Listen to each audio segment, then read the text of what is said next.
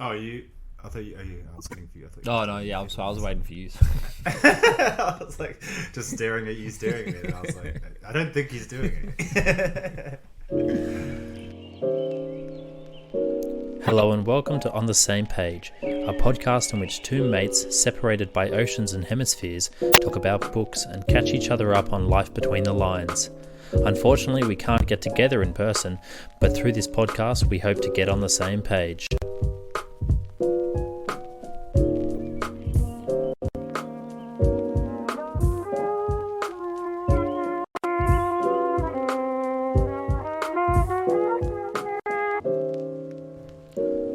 Hey everyone, welcome back to On the Same Page. So glad to have your acquaintance this week. With me, as always, is Blake. Blake, how are you? I'm feeling pretty fancy, thank you. Excited for this episode. It's this is a good.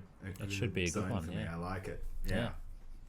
But to kick things Speaking off, as always, what is the episode? what is the episode? It is Memoirs this week. So we'll be discussing. They would have read Memoirs. that. Yeah. Hopefully, you read the title first. We should just fuck with people. Welcome to the episode on Memoirs, and today, horror. Gotcha, bitch. You idiot. Scare the shit out of you. But first, we're kicking off with the inner shelf. Blake, did you have any inner shelf moments this week? I probably did have a lot. I was crazy busy, but I just went for a walk between work and recording this, and I was listening to something and a podcast about the Julian calendar. Oh. I was like, okay, so we're in January again. Roman gods, Janus, Two-Faced, and obviously Julius and Augustus, and we still have this calendar with us that's JC, the original JC's doing, and your big man JC, one of your big men, One of my favourite big men, one of your big months. And then there is it's like obviously Greco-Roman influences and whatever, but we basically, apart from sorting out the leap year, it's more or less stayed pretty constant. And so I'm wondering if there's a need to spruce it up, or if it's just going well and there's no problems at the moment, or if we should go the Chinese way. Do you think it's not going well? I don't know. I mean, I feel like it's been 2,000 years. We need a shake-up. The Mayans were pretty spot on with 2012, I reckon. Shit started to go downhill after that. I feel like that happened. They were right. And that we should just cut off there, and then you just start back at one again. Start back at one, yeah. And we can call all of modern history so far... We'll just call that ancient history, and then we'll call ancient history classical history. Just forget about it. And then we'll call prehistory like yesterday.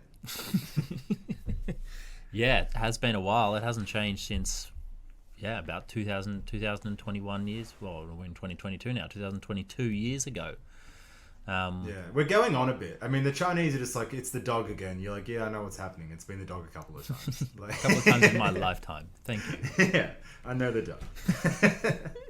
Yeah. Just can't wait for the pig to swing back around again. That was by you.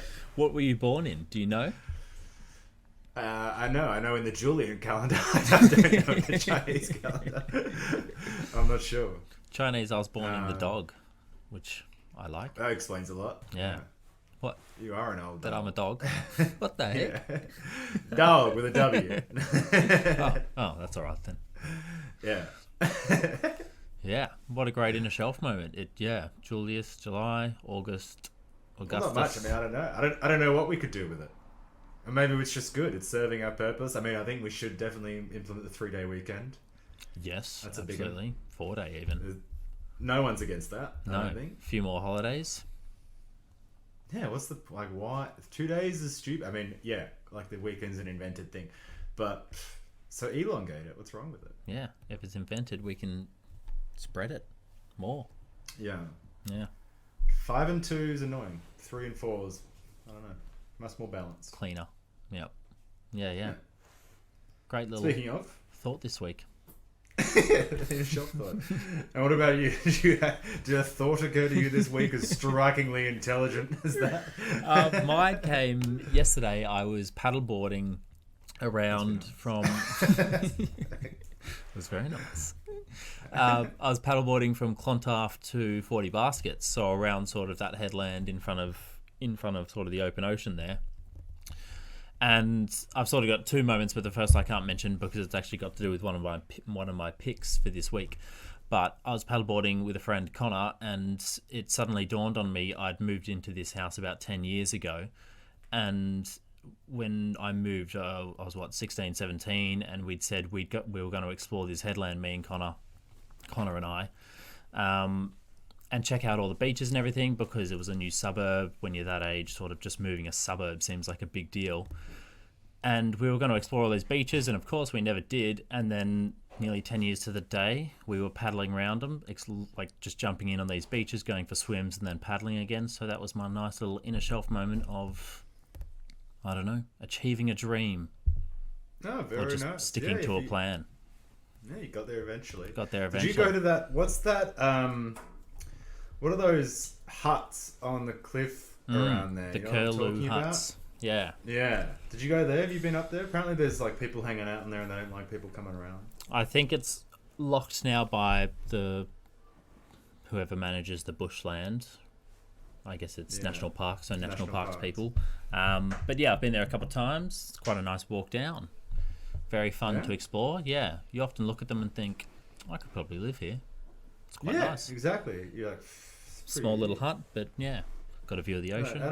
I don't need much. It's very kind of Great Depression Sydney style. I love that. Yeah, why not? My favourite Seven time. poor men of Sydney. Yeah. Yeah. Let's do it. Let's just move there. Yeah. What are they going to do? Just tell us to leave, and we'll be like, "What do you mean leave? We were here. You just came here to tell us." Yeah. I was here when you came here. How can you tell me to leave when I was already here? You only just got here. I was here first. What the hell? I had dibs. Yeah. Yeah, that's a lovely one too. Yeah, I was thinking about those recently, those little huts. Well, I mean, this week we're talking about memoir. Did you how did you take on the topic? Did you have any straight up 100%? Did you have? I think I had 300% because I've only read 3 memoirs that I'm aware of. So that works. Pretty easy pickings for me this week. Yeah, I don't know. I've just never been. Well, I think now I'm more interested in memoirs. But when I was growing up, I wasn't so interested in memoirs because I was like, I don't really want to read about your life. I just want to read your stories kind of situation. I was a bit of a dick like that. But now I'm more interested in their lives and understanding why they write the books they write. So it's a growing trend. But I had 3 this week. 3's perfect. What about you? How did you go? Oh, so you chose 3 literary memoirs, 3 kind of writers' memoirs? Yeah. Oh, cool. Okay. I think No, I guess I have to, actually. I mean, if you write a memoir, if someone knows about it, it's generally because you're a good writer of some capacity, even maybe you weren't, that's not your main thing. I guess that is, you have to have some kind of pre-reputation to be a memoirist, otherwise but... You're self-indulgent. Or at least an autobiographer, yeah. But, okay, well, then I love memoir myself. I think I just, whether it was from reading history books and then like having lots of autobiographies around, they were the kind of only books I have in my house growing up, kind of like sports biographies, which is like pretty standard Australia in some ways. Yeah. You just have like, the Matthew Hayden autobiography. Yeah, whoever's just retired from NRL or cricket or something. Yeah. All the people who are keeping, Australia's ghostwriters in business. Yeah, that's Chrissy Gift sorted. Yeah, exactly. And especially like kind of motor racing drivers and stuff. So I must have just got that chronology of a lifetime drilled into me, and then you find actually good memoir. You come across memoir, and I think I was always interested in the people I admired and how they lived their lives. Always interested in, what are they doing. And actually, my first one one of the quotes from it, I think, is pretty good on this point.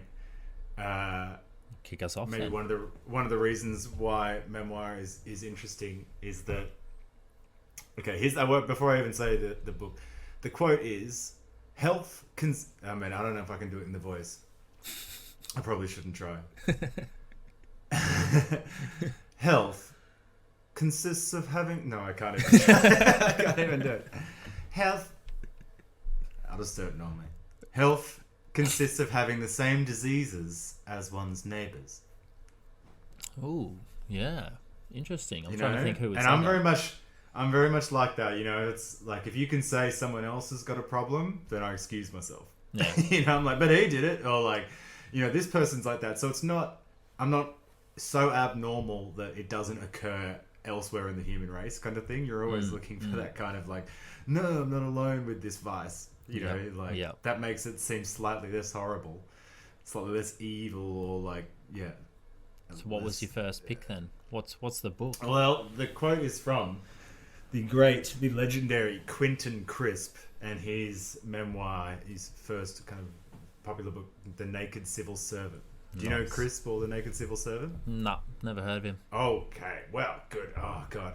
He's known in some circles. There was the actor John Hurt. His career was launched by playing Quentin Crisp in the 1970s film about this book, The Naked Civil Servant. Mm-hmm. And he was a very out man in the 30s, 40s, and 50s. 60s, 70s. He died at the age of 90 in the 80s. And very flamboyant, a dandy, big pink quiff of hair, outlandish camp, effete, eccentric, extremely stylish, extremely witty, a kind of Oscar Wilde with all the wit but none of the talent, maybe. Right. Yeah. That paints a pretty clear picture. But I don't want to undersell him. He was very unique, and he had a lot of imitators. And there's people. Another memoir I considered was called "The Dandy in the Underground" by Sebastian Horsley, who it's a crazy memoir about a dandy who he actually got himself crucified. He went to the Philippines and had himself crucified. Like actually crucified. Yeah, like on a actually cross. Crucified on a cross in the Philippines because. And this is in the 20th century. Yeah, he did it in like the year 2000. What He wanted to be the first Jesus figure in 2,000 years to be crucified. And he was a crazy dandy, lived in Soho and lots of drugs and crazy stuff. But anyway, he kind of based his life off Quentin Crisp. Quentin Crisp was a very influential guy. And, very out, big in the queer and trans literature of those ages as well. But also just people would just come to him for his opinion. And he would have his number in the phone book, and you could just call him, and he would answer. And he lived in the same house, like one-bedroom apartment in Soho for like 80 years, until he moved. No, for like 50 years, and then he spent his last 10 years in New York, and it was kind of his great coming out, and he was able to be himself for the first time because he was just he couldn't stop being himself, and he was such an eccentric, so he was just became this great dandy. And The Naked Civil Servant follows him kind of, just being in London and getting bashed and lots of homophobia and just not fitting in anywhere and having to form this incredible style and identity and he's just, and then he had one-man shows and lots of things where he would just basically spend half the show kind of reciting sections of his memoirs, really funny stories and anecdotes, and life advice on how to live stylishly, and then for the second half the audience would have all written questions before entering the amphitheater and put it in a hat, and he would just take them out and answer them off the cuff, and it was always just still as funny. Yeah, and you can watch them. You can watch it on YouTube. No, go on. What's that? I was just gonna maybe do a few more quotes so you get more of a gist of him, because I he's one of those people who that's one of the definitions of stars. Only he can really show it. In an expanding universe, time is on the side of the outcast. It's a good one. Yeah. The young always have the same problem: how to rebel and conform at the same time. They have now solved this problem by defying their elders and copying each other. Seems very relevant. It's probably relevant to all. Yeah, brilliant. But he's a very stylish writer and very aphoristic and has self-deprecating, and he has so many amazing, brilliant lines like that. And here's one he says about this book. The simplest comment on my book came from my ballet teacher. She said, "I wish you hadn't made every line funny. It's so depressing." Yeah, that's good. And here's his description of his life. He was also like really dirty. He never washed or anything. He said like, after 4 years, the dirt doesn't get any worse. And then he just like never cleaned. Fair enough. Yeah. And he said, and so black was the way ahead that my progress consisted of long periods of inert despondency, punctuated by spasmodic lurches forwards towards any small chink of light that I thought I saw. As the years went by, it did not get lighter, but I became accustomed to the dark. Quite and he's nice, just actually, he's such a vibrant, crazy character, and there's a great film with John Hurt as well. So that was my first choice. So when did you read this? And is this the only thing he's written? No, he wrote lots of books. Right. He was a great writer, and he wrote. This is kind of his big famous book in the 70s, and then maybe wrote it in the late 60s, and it became a movie in the 70s. Yep. And then he probably wrote. He only died maybe 15 years after the film came out, or maybe a bit more. But yeah, he wrote maybe 5 or 6 or 7 other books. Nice. All very funny and did like one-man shows and stuff like that. So, and he even played. He also played Lady Bracknell in a New York off-Broadway performance and things like that. He was just an eccentric and a really funny guy, and you can watch him on YouTube. And I discovered him on YouTube maybe, I don't know, a long time ago when I early YouTube days. I would find things like Quentin Crisp's one-man show and I used to love watching all old episodes of Parkinson and things like that, and you would see Peter Ustinov and telling stories. That was another one I was thinking about for this week, Dear Me, which is Peter Ustinov's memoirs. They're amazing. Just real good storytellers. Yeah, which is important. Back before chat shows were just, I don't know, the abysmal kind of Ariana Grande trying to look at things, whatever chat shows do these days. I don't know. I don't really watch them anymore. Yeah, God, they're not that great. No. But that's If only you could have Quentin Crisp on every week. He also did a few episodes of Letterman. I despise Letterman, but it's that's a bit strong. I've never met the man, but I hate his show and I don't really understand why it's a thing. And then, but yeah, he also. The only good episode I've ever seen of Letterman were when Quentin Crisp was on. Nice. Good to know. Yeah. So what is your first choice in memoir? Well, mine is technically an autobiography, but we'll gloss over that. Is I Know Why the Cage Birds Sing, Maya Angelou. I'll allow it. Thank you very much, because I haven't read many memoirs. It was fucking probably the best one anyways. Yeah, this is sick. I had to read this for uni, and it... you did so much better reading at uni than I did. I know. At the time, I thought I hated all the books I was reading. Now, looking back, I'm like, oh, they're actually really good. Yeah. I knew what they were talking about. But it's about the American writer and poet Maya Angelou, and it details her life. I believe it's a 7-book series, and this is the first in it. And it details sort of her early life and it's sort of a coming of age story. Have you read this? Yes, but I haven't read any of the others. I just okay, no, maybe the fourth one. I do wait for things to come in order when it's like that. But I think I found the fourth one. I've got to or maybe I'll only know it when I see the title in a box on the street. So I did read that because nice. free book then I'm allowed. Free book, absolutely. Yeah. So 1 in 4 or 1 in 3 or something like that. One which has Baldwin in it, so she must have been in her 40s already. Yes, because he encouraged her to write it. Yeah, and they were great friends. And another YouTube, but you can see a conversation between Baldwin and Maya Angelou on YouTube, and it's amazing. It goes for like 30 minutes. That would be amazing. They were very tight, those two. Yeah. So she was encouraged by James Baldwin and her editor Robert Loomis to write the autobiography. But James Baldwin challenged her to write an autobiography as a piece of literature. So that's why, like you said, this is probably one of the better ones. And she was a fantastic writer, and you can definitely see it in this. Yeah. But yeah, it's kind of hard to explain an autobiography because everything, like it's there's no overarching storyline. It's just her life. So yeah, it's her life. It's where she is born and grows up, and there's many unfortunate things. She has to deal with racism, of course. But there's one thing that really stuck out for me was, and this is, I guess, a spoiler, but it's an autobiography. She's sexually abused by her mother's new husband. So what's that? Her stepfather.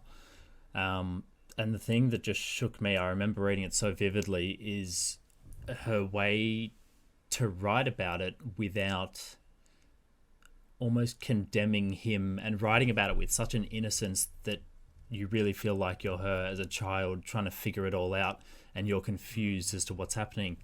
And I think that's absolutely amazing, because it would be so easy to write something as horrific as that on the other side and just condemn the person and hate every moment of it. But she does it with this almost beautiful voice that is just confused and is just a youthful innocence trying to figure out what's going on. And I remember reading that and just being absolutely shaken, because I was like, how does she have the control to express this moment so honestly and remember it herself with this honesty, and none of this hatred there until after, which was fantastic. It's brutally wonderful. And I think, excuse me, that's, part of the reason that the story exists in the way it does, because, that's what happened to her. And then, this is also spoiler, but we're talking about it. She vocalizes what happened to her, and the man in question gets killed, is bashed up, and she thinks that her voice, and she feels as a young girl, 5 or whatever she was, that her voice killed this man, who she had a strange, you can't hate someone at that age, really, in a way. And then she became a mute for years, for like, I don't know how long, 2 years or something like that. Yeah. And then who's that old lady? I don't know if it was her auntie or just some old lady who would read her poetry. She meets Bertha Flowers. Bertha, that's it. And eventually Bertha says, if you don't read it out loud, then it's not poetry, and you can't love it. And I know how much you love this stuff that I'm reading to you, and this voice that this treat you get. And she's like, no, he doesn't want to run away. Had so traumatized by the guilt that she'd felt, and which is crazy, because and so really it was poetry that she reconnected to the world with, so that that's why she's got such force. And then I think it's a real difference. I think between memoir, I don't know if when Baldwin told Maya if memoir had the same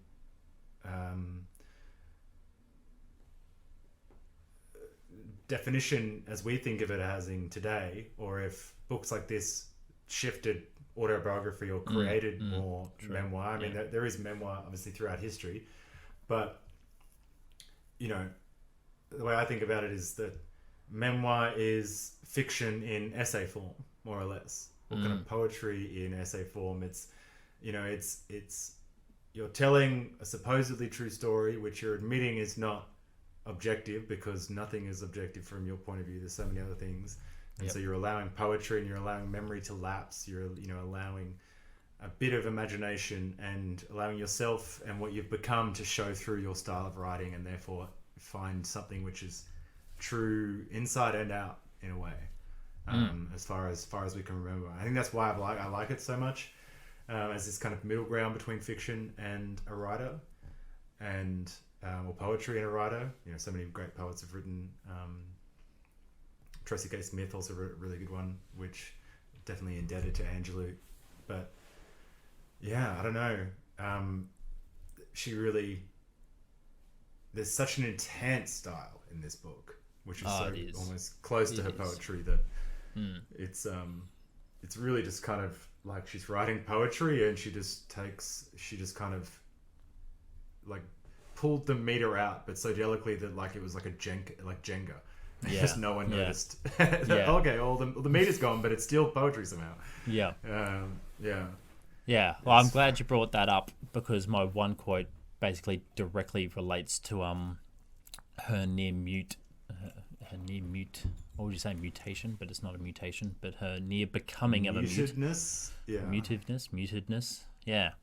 So the quote is: "Words mean more than what is set down on paper.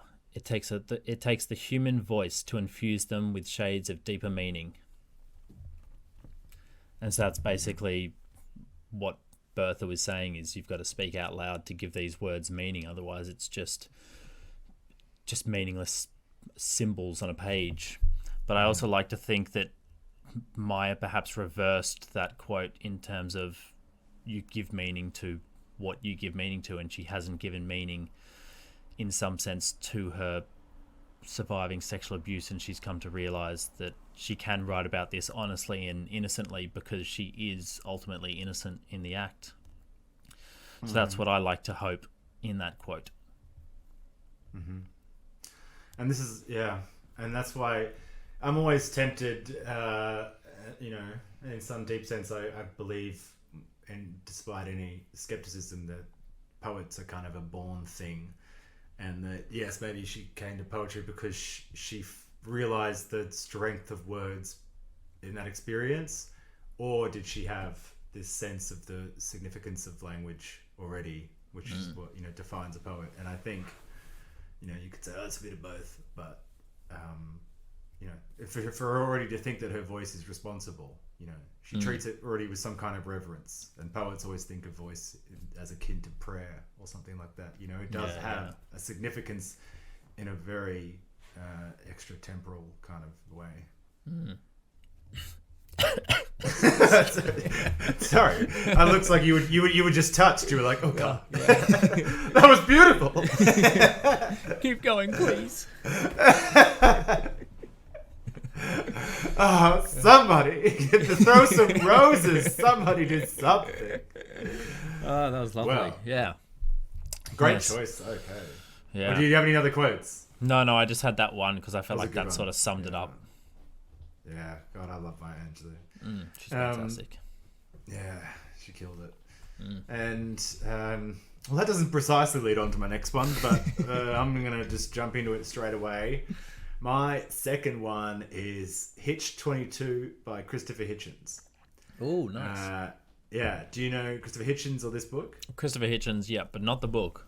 Okay, good. So I don't have to go too much into Hitchens. I mean, maybe if you don't know him, I don't know. Again, this is like a bit like Quentin Crisp. I must have discovered Hitchens first on YouTube. I don't know, 15 years old or something like that. And it was just through kind of an obsession with American politics, and he would be on the Daily Show. Probably I maybe saw him, or I just would have seen him arguing on the hundreds and hundreds of C-SPAN and like debates you can see Hitchens on YouTube. And this was probably also must have been before God is Great and his whole kind of like late fame with the New Atheism movement. Yeah. But I don't know, he led me definitely into to Thomas Paine and just a real magazine journalism of the US politics, which I was kind of just following like superficially, but I was definitely interested in it.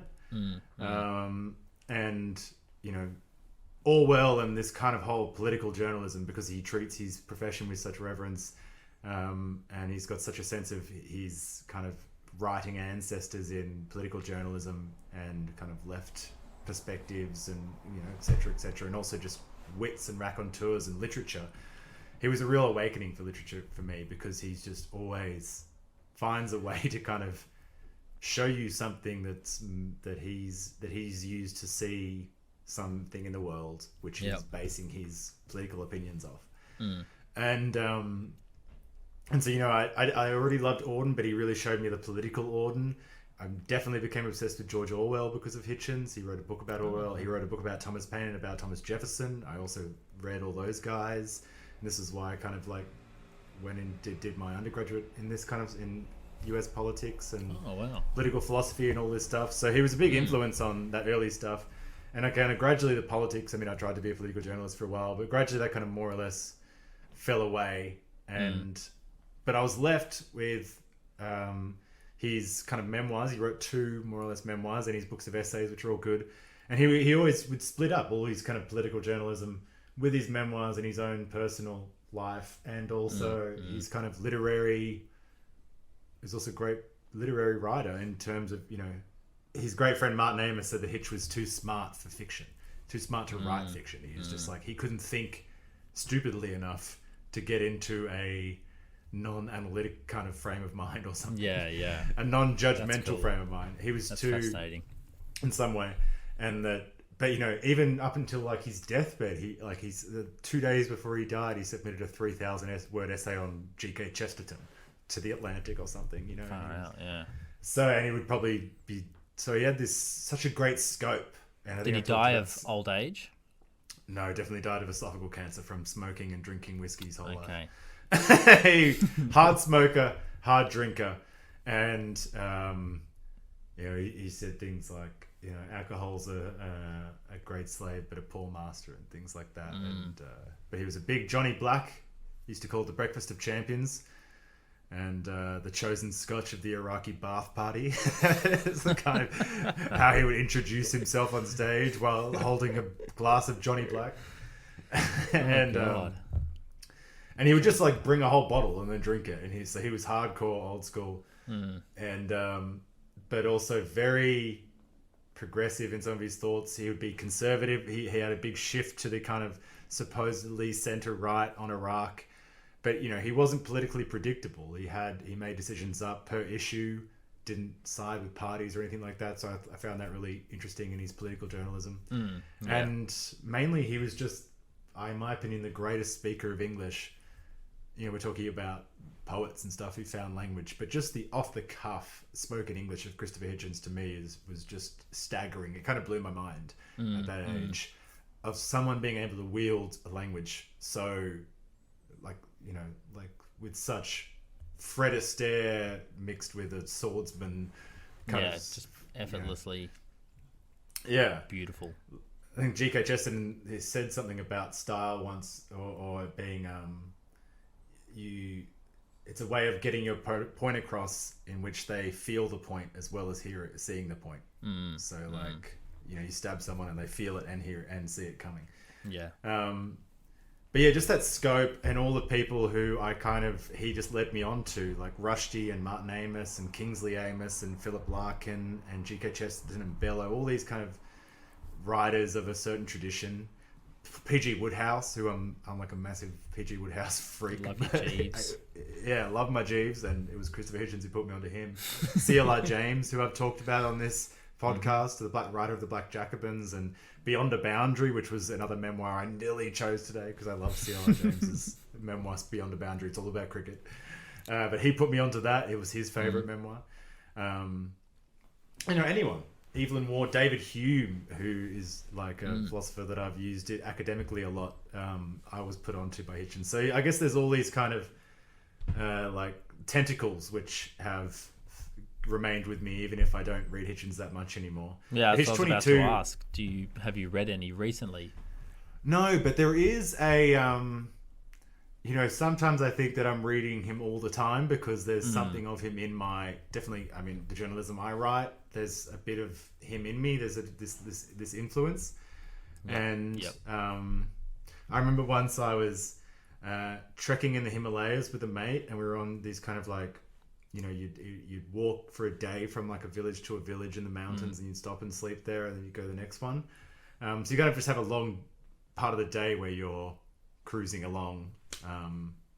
For parts of it, we would listen on my mate's speaker to Stephen Fry narrating Harry Potter, or we'd listen to music. How good. Or we just spent a long time talking, or just listening to silence and whatever, and it was great. But for like a whole 2-day period, or I can't even remember how long it was now, but definitely for a noticeable period, I had this rhythm in my head. It was like an earworm without the music. It was kind of just this cadence. I don't even know how to explain it. And it kept on like something kept on reaching out of my throat to touch the tip of my tongue, and I didn't know what it was. And images kept on flashing in my eyes, behind my eyes, of kind of blues and whites, and I was trying to associate them with this rhythm which I kept feeling. And then, you know, this sounds very metaphysical, but I eventually realized it was just a little section of his memoir where he talks about the death of his mother.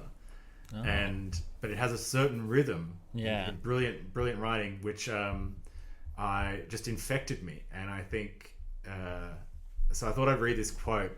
It's slightly long. I mean, not too long. I'd say it's like half a page. So there's a shorter version I could read. But I think you can just cut it. I'll give you a chance to cut it. Otherwise, I'll just go ahead. So there's possible editing, guys. But bit of context.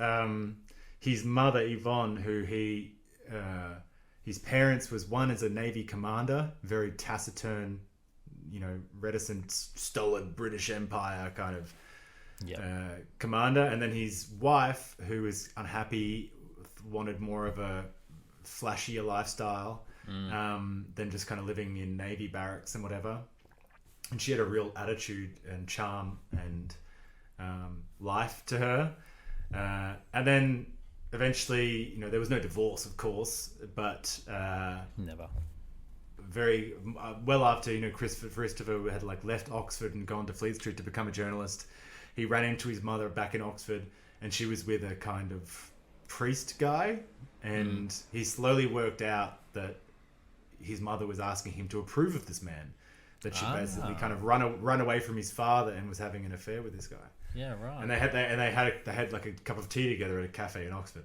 And then he just kind of doesn't think about it. He's, you know, early 20s. He's just arrived. He's a great drinker and Marxist at this Trotsky at this moment. He's writing for the New Statesman or whatever, one of the magazines in London, and he's kind of killing it already. And, you know, he's very involved in his life, and he doesn't really think of anything. And he gets a phone call one day, and it's a kind of ex-girlfriend of his asking if he'd heard from his mother recently. And then, long story short, her and that guy had gone to Greece and committed suicide in a hotel room together. Oh. In some crazy suicide pact that this guy had. Yeah. And he has to go now to Athens to visit this, to deal with this. Nice. And so this is how, and this is where it's at. At all events, this is how it ends. I am eventually escorted to a hotel suite where it all happened. The two bodies had to be removed and their coffins sealed before I could get there. This was for the dismally sordid reason that the dead couple had taken a while to be discovered. The pain of this is so piercing and exquisite, and the scenery of the two rooms so nasty and so tawdry, that I hide my tears and my nausea by pretending to seek some air at the window. And there, for the first time, I receive a shattering, full-on view of the Acropolis. For a moment, and like the Berlin Wall or some other celebrated vistas when glimpsed for the first time, it almost resembles some remembered postcard of itself. But then it becomes utterly authentic and unique. That temple really must be the Parthenon, and almost near enough to reach out and touch.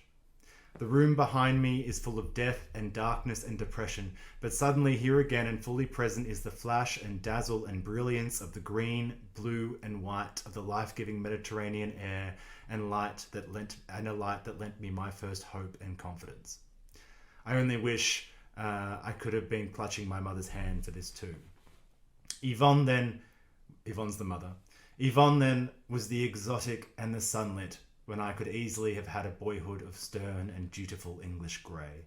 She was the cream in the coffee, the gin in the Campari, the offer of wine or champagne instead of beer, the laugh in the face of bores and purse mouths and skinflints, the insurance against bigots and prudes. Her defeat and despair were also mine for a long time, but I have reason to know that she wanted me to withstand the woe. And when I once heard myself telling someone that she had allowed me a second identity, I quickly checked myself and thought, no, perhaps with luck, she had represented my first and truest one. And that's how he kind of finishes his chapter on his mother. And I don't know what it is about that, but the cadences, there's 2s and 3s and certain stylistic kind of repetitions he's got, and you know, it just kind of had seeped into me somehow. And it keeps coming to me still today. I think of parts of it and it kind of gets me rolling on, you know, the ball rolling somehow.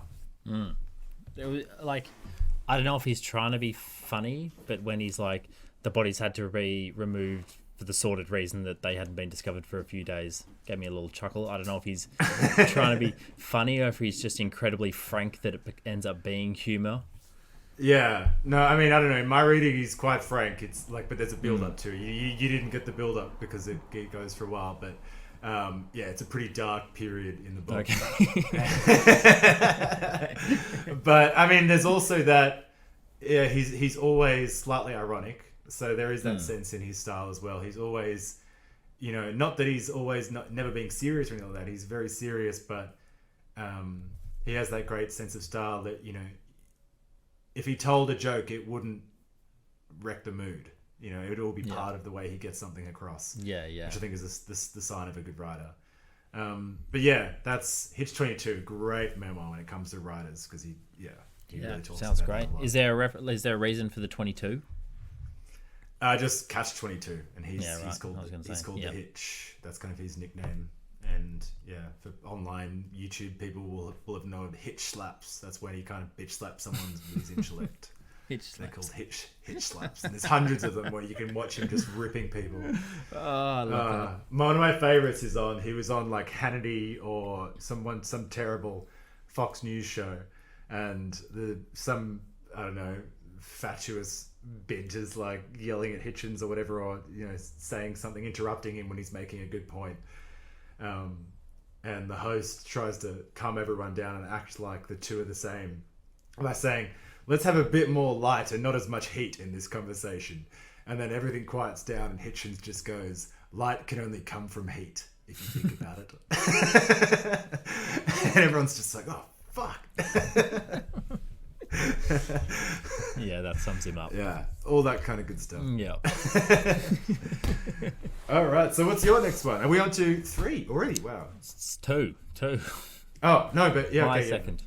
Your third after this. I started, right. So my second is Antoine de Saint-Exupéry, Wind, Sand and Stars. And this, I mean, I briefly spoke about it, 2-3 podcasts ago, and it blew me away. I've been meaning to read this for a long time. I'm a big fan of The Little Prince, and it's his autobiographical work. And it was fantastic. So it's essentially a collection of short stories about his early pioneering days as an aviator in the Aéropostale. I'm sure there's a better French way to say it, but it's the airmail carrier service that the French were trying to establish to link up sort of France to their colonies in Africa and South Africa and all these places, South America. And it was an incredibly dangerous job. They drove these very, very dodgy planes. And it's just all the stuff that sort of happens and his experience with it. And it was fantastic. I mean, you get glimpses of it in The Little Prince about how great a writer he is. And he obviously has to be a great writer, because I think to write a children's story that way takes a certain kind of skill that a lot of people don't have. Mm-hmm. But his actual writing style, for just his, you know, when he's not pretending to be a child, is insane. Absolutely insane. I fell in love with it. It was, for me, it was like coming across a childhood friend all grown up. Oh, wow. Because laced throughout the story, you can see he writes a paragraph and you're like, oh, there's the Little Prince there. Oh, good. And then that's all throughout the book. And then the main part of the book is he crashes in the Sahara Desert with his fellow worker, pilot, although the other dude's not a pilot. And they spend 4 days, I think it is, in total, trying to survive because they have nothing and they're in the middle of the desert. And it's this wonderfully scary tale of human survival. And the prose is just a mix of reality and dream. He just captures the beauty of the Sahara so well. And it's like, I remember when I went to the Sahara, it was a really odd feeling because when you're in the bush or, you know, in amongst trees or anything, you think you can get lost and die, and that'd sort of be it. Like, no one could find you because there's so much going on. But you get to the Sahara and you think, if I collapsed here and died, the wind would cover me in an hour and I would just never be seen again. And it's this odd sort of, there's nothing here, yet there's nothing to be found kind of situation. And I mean, he obviously loves it and he just captures it so beautifully. I've got one quote which I then go back to reference for my inner shelf, but I'll read it and talk about that in a sec. It's a bit long as well, my apologies. Oh, good. No, this is like your neighbours having the same sicknesses that you do, so that makes me feel better. There was so many quotes, like the whole book's a quote, but I picked this one because this was one of the first parts of the book that just stuck out so clearly to me. And even if the journey is a pleasant one, the pilot flying along somewhere in his section of the route is not simply a witness to a scene. He is not admiring the colours of the earth and sky, the marks of the wind and the sea, the gilded clouds of twilight. They are the objects of his meditation. Just as the rustic farmer walking over his land foresees in 1,000 sighs the coming of spring, the danger of frost, the prospect of rain, so the professional pilot deciphers signs of snow, signs of fog, signs that the night will be a blessed one. His machine, which at first seemed to distance himself from the great question of nature, in fact subjects him even more rigorously to them. Alone with the vast tribunal of that stormy sky, the pilot is a contention for his mail bags with 3 elemental divinities, mountain, sea, and storm. And the whole book is it's just like that, and you're just sort of blown away every paragraph. But I just loved the line, his machine, which at first seemed to distance himself from the great question of nature, in fact subjects him even more rigorously to them. Oh, God. I mean, you and our listeners won't be able to tell, but my socks just blew off. So I love that line. That is real. It's a marvel. I love when you get those kind of rapid expansion of perspective lines where you kind of think you've got a judgment there, or like, you know, yes, air travel and stuff is largely, you know, it makes everything feel smaller, but in some ways it kind of makes you feel smaller as well. Yeah. You know, and it's not just this kind of globalized, everything getting worse idea. Yeah. That's a pessimistic leap that everyone makes all the time. There's also something quite, you know, magnificent about, especially early flight and space flight. I mean, I've always been enamored by it, but that real, contention with elements is marvelous. I was actually thinking as you were talking before about, you know, if you fell over in the Sahara or something, the sand would cover you, and if that's maybe got something to do with why the Egyptians went to such efforts to make kind of chambers and this kind of long-lasting civilization against the Sahara. True. Maybe that's the pressure. They kind of built all these things because they knew that otherwise they'd be gone in an hour. There was because we have this way to kind of preserve ourselves. Now it's getting a bit old. Like, most people only get thought about, you know, if you see a graveyard, you're like, oh, yeah, that's the oldest dead person here. It's kind of interesting. But there's no real kind of, like, you know, a few hundred years go past, no one really knows who that ancestor is. Only really posh people know their ancestors and talk about it. So I don't know, the Egyptians, they found a way to kind of sort that out by building big fucking pyramids. But that book sounds amazing. I've always wanted to read that too, and it's I like that idea that the kind of little prints or the grains of other works, when you find them in books, or when there's periods in a writer's memoir where they were writing a book, and you kind of get that little gossip behind the scenes view. Yeah. Yeah. I mean, the when he crashes into the Sahara, that's obviously the main influence to The Little Prince, because in the beginning of that, the pilot crashes in the Sahara, but when you're reading that, you kind of picture yourself in that moment and think, what the hell would I be doing if I crashed in the Sahara like thousands of kilometers from anything? And he's got, they've got, I think they've got a bottle of wine, a bit of coffee, and they find an orange, and that's it between two men.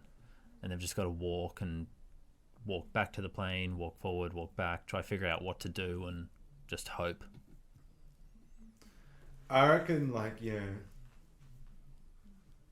know, if I was with someone else, you know, they would be like, how long until one of us eats each other? And as they say that, they'll notice that I was already chewing on their legs. Yeah, or behind them. Their back's half gone. So that episode of the Family Guy where the guy who's disabled doesn't notice that they've eaten his legs. Well, they have a gun, and his friend picks up the gun and is kind of like, we should consider using this. And Exupéry's like, don't even fucking think about it. Not today. Not now. And then they both survive. Wow. Which is crazy. Yeah. I read it in one go. Sure. It's like 40 pages, and it was... Oh, it's 40 pages. Sorry, the whole thing isn't 40 pages, just this particular chapter of the Sahara crash. Otherwise, I was like, fuck, I'll read that tonight. That sounds amazing. Yeah, no, sorry. Just the chapter. Very good, very good. Whoo! Yeah, that's a good one. All right, on to my third. And my third, I could have picked lots of different, because she's a writer who kind of basically wrote memoir. Or rather, she wrote letters, and she wrote journals, and she wrote books. But they're all more or less sound the same. They sound like memoir. And that is Anaïs Nin's Henry and June. Do you know Anaïs Nin?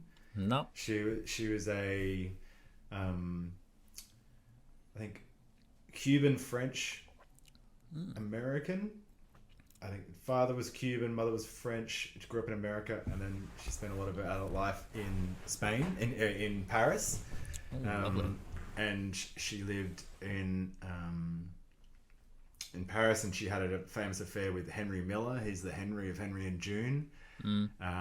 And she wrote these journals all day, every day about all of her love affairs. She was an immense lover, an immense writer, an immense figure. She kind of had a real love triangle with June, who was then Henry's wife, and Henry, and with her husband, who was like a different kind of, you know, he just pretended not to notice. And she had one with her psychoanalyst. She had another relationship, and then she actually ended up having an incestual relationship with her estranged father, and she wrote about that in a book called Incest, because she, more or less, her father kind of left them when she was young, and she kind of never got over that, and all of her writing is more or less a longing for that daddy issue in some way. Yeah. But she's incredibly sensitive, and an amazing writer. And Henry and June is kind of lots of her letters from a period of, like, I don't know, 2 or 3 years in the early 30s in Paris, where she is writing her journal. For a period, she's writing a book on D.H. Lawrence. She's kind of a female D.H. Lawrence in a lot of ways. Okay. She writes. She is a kind of Lawrence, and at one point, Henry tells her that if they had met Lawrence, she would fall in love with him. They were just kind of these forces of nature. Yeah. And she had a massive impact on Henry Miller. She had a massive impact on just so many people fell in love with her, and she fell in love with so many people. But because of this kind of abandonment issue she must have had, she kind of always divided her loves so that they could lean up against each other and never commit to one kind of thing. Yep.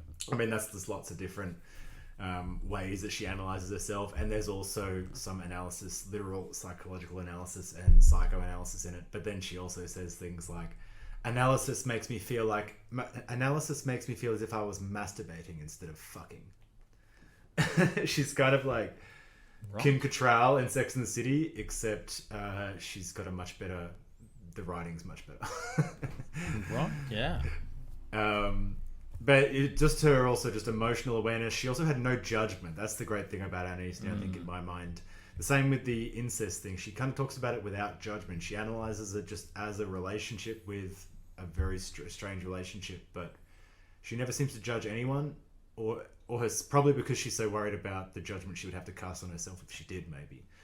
But she's an incredible writer and maybe I'll just read some other sections. The impetus to grow and live intensely is so powerful in me, I cannot resist it. I will work, I will love my husband, but I will fulfill myself. And here she talks about when she's getting psychoanalyzed and they kind of crack this nut about everything more or less emanating out of her abandonment by her father. I was amazed that a child's confidence, once shaken and destroyed, should have such repercussions on a whole life. Father's insufficient love and abandonment remains indelible. Why was it not effaced by all the loves I have inspired since then? Very extremely courageous writing, very deeply honest and questioning of herself, but also vibrant, and she's alive. She's kind of on fire all the time. I can find. And just great also one-liners for writers. Writers make love to whatever they need. Things like that. I don't know how that makes you feel. I think that's kind of true.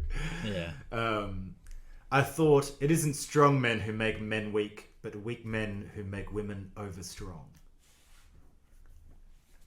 She doesn't hold punches. One does not learn to suffer less, but to dodge pain. Fuck yeah. Shit. I'll accept it. Incredible. And she had lots of she was very famous, and she became even more famous posthumously because so much of the stuff she didn't want to release during her lifetime because of the people that she would kind of inculcate in her affairs. All this kind of stuff, and just the truth she would say about people. But she's fantastic and really prominent, in terms of sex in literature and open sexuality and pansexuality and all different types of, honesty in 20th century kind of sexual literature. And of course, Henry Miller and Chocolate of Cancer was similarly, a book that was banned because of its sexual, luridness. And so this real forefront of modernism on like the kind of sexual front. And she also wrote literal sex literature, erotica. Right. There's some great erotica that I've just kind of dipped into. I'm not like massive on erotica. Naughty. I remember I read this, I don't know, the guy's name was Judd. That's all I remember. I can't even remember what the book's called. But I think there was one novel in my house growing up, and it was this, and it was about a Formula One driver. And it was a novel about a Formula One driver. Nice. And I don't know, it has very big, like, if it was made into a movie, it would have been Mel Gibson in like Lethal Weapon 1 era Mel Gibson. Yep. And he would have been having like hot Miami steamy sex on like with, I don't know, Michelle Pfeiffer or something, and there would have been like a sauna or a spa or some gross 80s kind of style thing going on. That's the kind of the sex was in this novel, and then the rest of it's like he's trying to win the world championship and stuff. It's so stupid, but that's Chris. But that was my first. That was my first encounter with like sex in literature, or like not in literature, but just that wasn't just like a kind of a book. So I don't know. I guess I might have been like turned off by that, but she also wrote that. Yeah. Well. Tell me if I'm wrong, because I've only just been introduced to her, but when you were talking about her sort of open relationships and just having sex with anyone, it gave me the vision of Sula in Toni Morrison's Sula. Right. No. I mean, interesting, actually. Think about Sula. She's not just having sex with anyone. Right. That's definitely not true. She is very selective. Right. She just has incredibly intense relationships, and she doesn't really disassociate sex from intensity of relationship. It's just kind of it's an avenue in which that relationship can grow or it cannot grow. That's how she sees everything, is in terms of growth, and growth can go in any direction like a tree. That's a very vivid metaphor amongst all of her writing. Is, you know, no one grows equally in the same directions all the time and stuff. You know? Yeah. So I think that's how she more or less sees it. Like I said, she doesn't kind of have this prejudice around it. She really feels it as an expression of herself, and she also, you know, likes to be dominant, likes to be dominated, I guess, in some styles.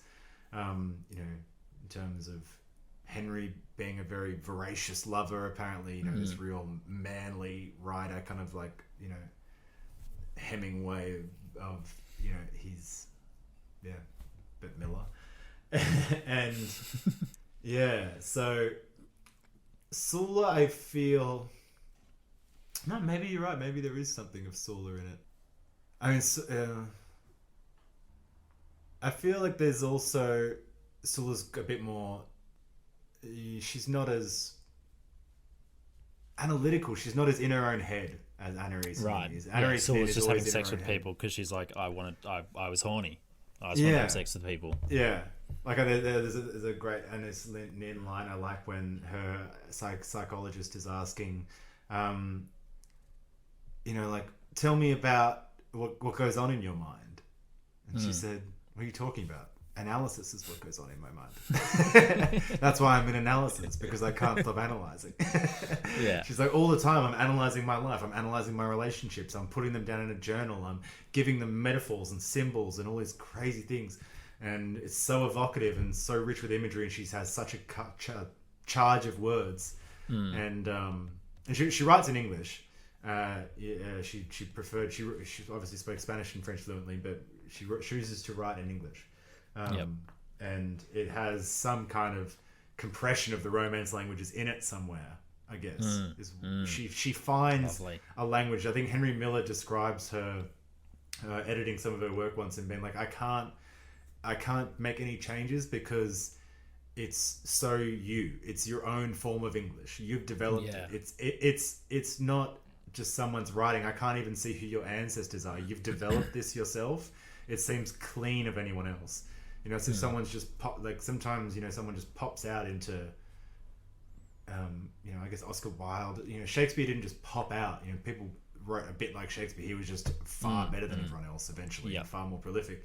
But you can see him in other writers sometimes in like styles where someone, I mean, she just has this way she develops emotional language in English, develops talking about sex, develops talking about all types of subjectivity.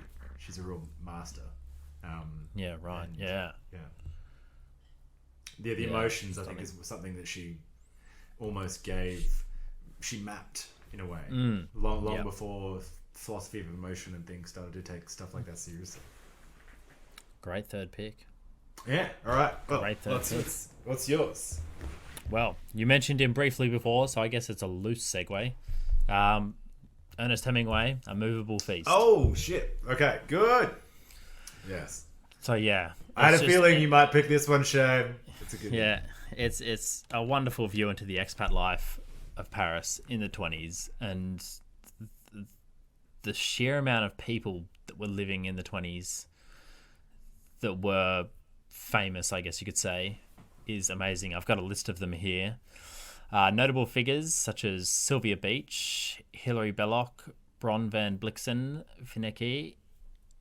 Bro von Blixen Finnecke, Alistair Crowley, John de Passos, F. Scott Fitzgerald and Zelda Fitzgerald, Ford Madox Ford, James Joyce, Wyndham Lewis, Paskin, Ezra Pound, Evan Shipman, Gertrude Stein, Alice B. Tolkas, and Herman von Wedderkop.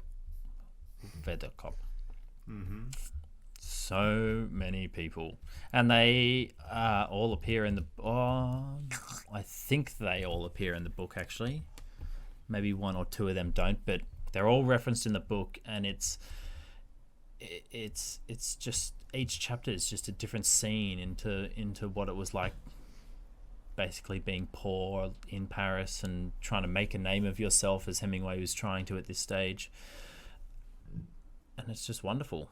It's just a wonderful little window into the past of life and coming across people, meeting people, the networking he did, the way he was trying to write and the struggles he faced while trying to write his first novel, which was Fiesta, The Sun Also Rises, working, dealing with his first marriage to Hadley Richardson, and surviving World War One, coming out of World War One and trying to figure life out, which, I mean, a lot of these people didn't, and it's known as the lost generation because they were all just alcoholics that suffered through World War One as children and tried to live a life after that, which is quite sad actually. But the book is decent fun.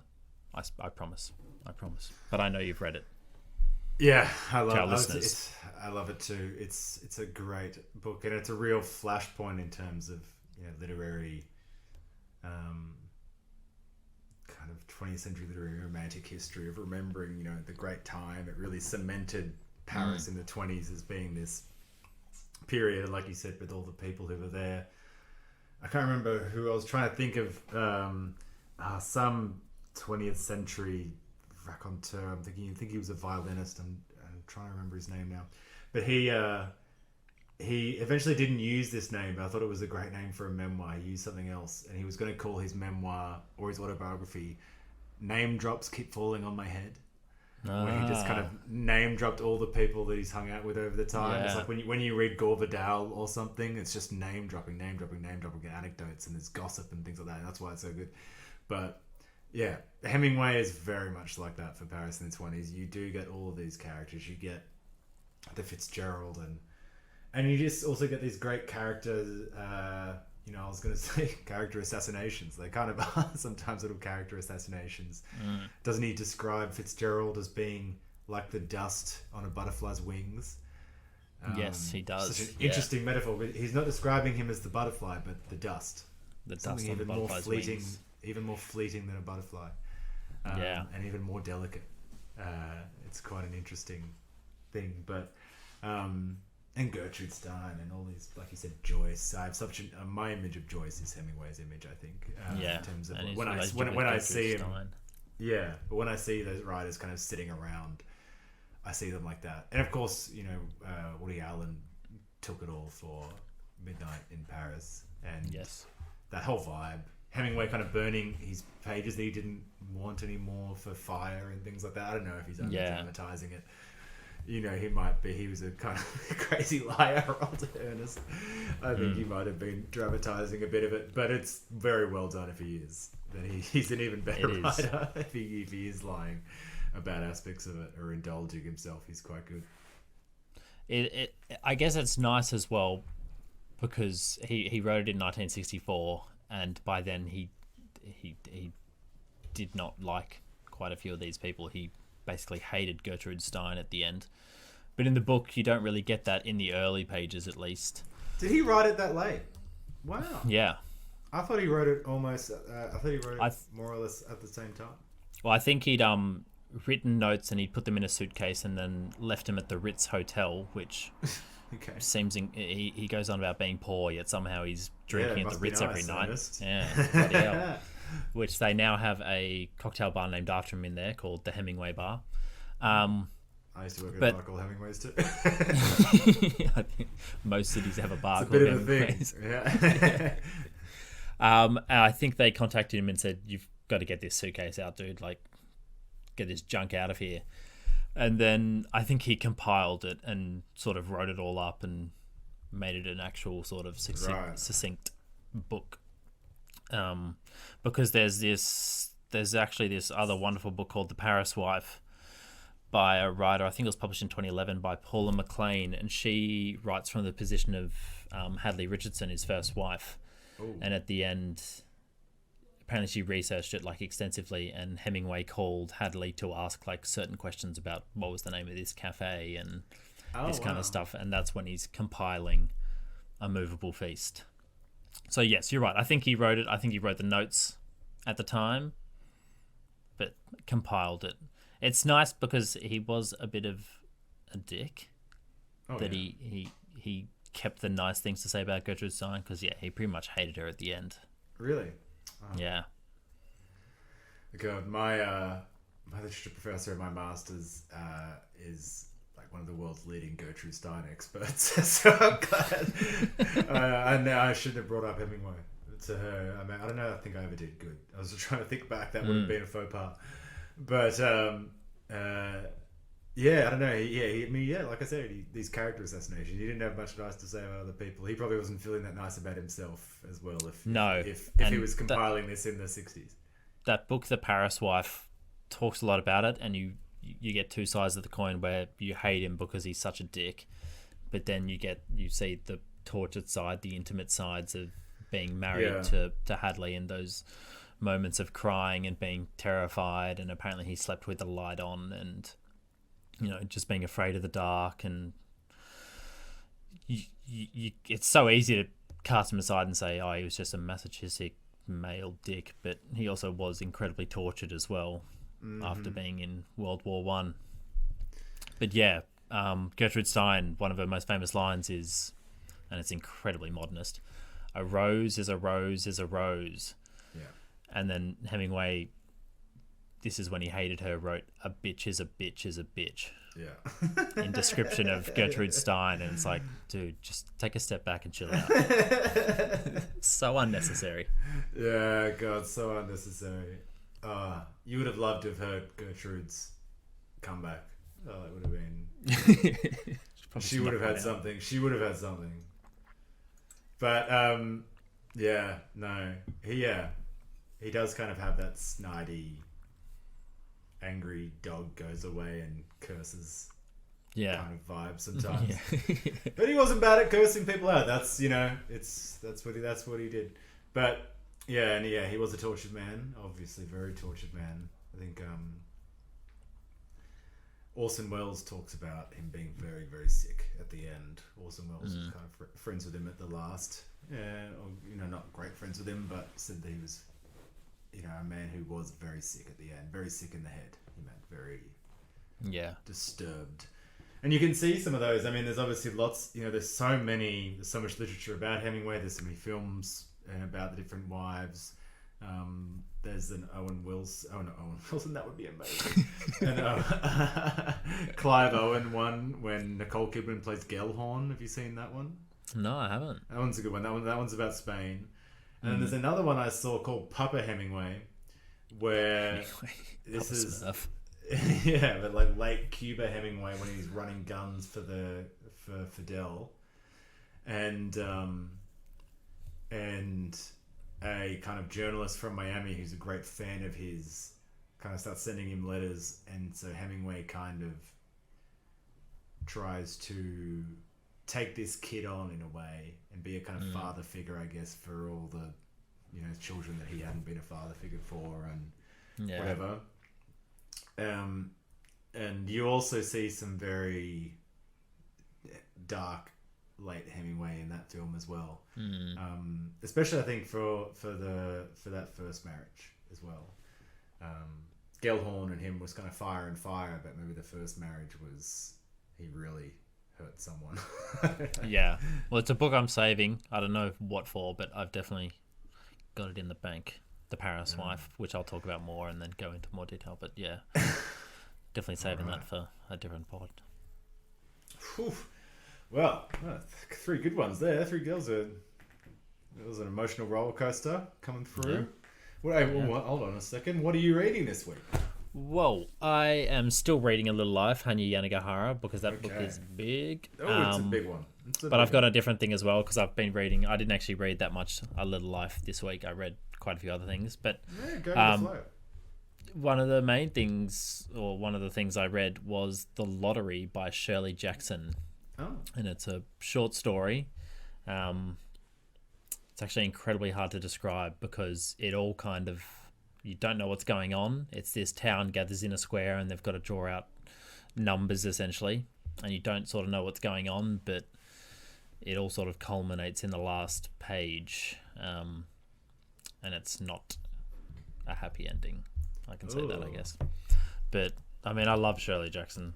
You just get this sense that something's off the whole time. For me, she's like the Hitchcock of this kind of unsettling literature, and that you just get this weird sense the whole time that something's not quite right, and then quelle surprise, in the last page everything's fucked up. Yeah, I'm always saying, because you're given such good I don't know, shout outs of the Shirley Jackson's books, and they do sound kind of enticing, but I don't know. I was even saying this with my partner Samir yesterday, that I think I've only seen like 1 or 2 Hitchcock films, and it's like the Hollywood ones, which he had to do so that he could do his scarier ones. The ones about like cat burglars and shit. Like, I haven't seen any of the hectic ones because I just do not do well with that kind of. I don't even know why. I think I'm just such a pussy. I'm such a little scaredy cat that I like the least anything like that. I don't know. We were watching this film called The Machinist with Christian Bale when he loses all the weight. Oh yeah, 2004 or something. Yeah, I mean, terrible film. Kind of memorable because it just harps on about a theme. It's all like about one thing, and so yeah, it's like a pretty good, it's a pretty good Dante's Inferno, but. I mean, not compared to Dante's Inferno. So I don't know why Christian Bale did it, but it's I don't know. I don't know if I'll ever grow out of that. I feel like Anaïs Nin would tell me that I will, grow out of it, and I should change and one day enjoy something different. And it's happened before where I've, it's like beetroot or something, so that you hate it and then you love it, or olives. So I'm hoping that exactly. I'll open up to more things one day. Yeah, Psycho. Oh, I love that film. God, no, I've never been near it. I mean, maybe I'd like it, but I just don't like that unsettlingness. Not at all. Yeah, I mean, it's a bit like A Little Life. There's always just something nagging. No, I'm getting that sense as well. I prefer I'm excited to be for it. Up front. Yeah. My 3 memoir picks: Anaïs Nin, Quentin, Crisp, and Hitchens. All 3 very upfront people. There's no hiding behind anything there or keeping anything, holding anything back. I like people to be upfront. I don't like people holding things back. I'm very suspicious. Oh, good. So, what are you reading this week? Well, yeah, I had a pretty quiet week on the reading front. It was very busy, but I was thinking, I was like, I knew immediately I had 4 or 5 memoirs I wanted to talk about, and I was like, ooh. But there was also one which I knew I'd wanted to read, and so I, gave it a little look through, and that's kind of where I'm looking through now. And that was Spike Milligan's Adolf Hitler, My Part in His Downfall, which is the first volume of Spike Milligan's 7-volume kind of comedic memoir of his World War II.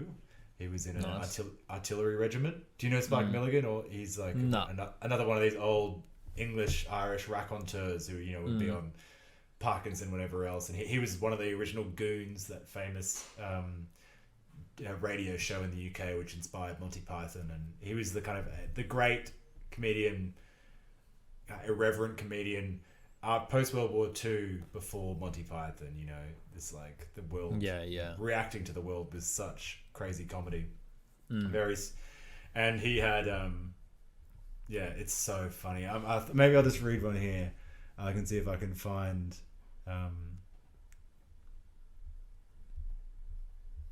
Some good little line. The die was cast. It was a proud day for the Milligan family as I was taken from the house. "I'm too young to go," I screamed as military policemen dragged me from my pram, clutching a dummy.